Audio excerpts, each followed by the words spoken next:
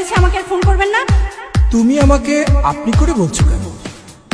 মানুষের মন সবসময় এক জায়গায় থাকে না, রাবিশ করতে হয়। মাইয়া মানুষের মন আজকাল শেয়ার বাজারের মতো উঠানামা করে। হ্যাঁ, হ্যালো ডার্লিং, কেমন আছো তুমি? ভালো, অনেকক্ষণ ধরে তোমার নাম্বারটা বিজি পাচ্ছি। আর বলো না, অচেনা একটা নাম্বার থেকে আমায় ভীষণ বিরক্ত করছিল। রাখো তো ওসব কথা, তোমার সাথে কখন দেখা হচ্ছে সেটা বলো। ভীষণ মিস করছি।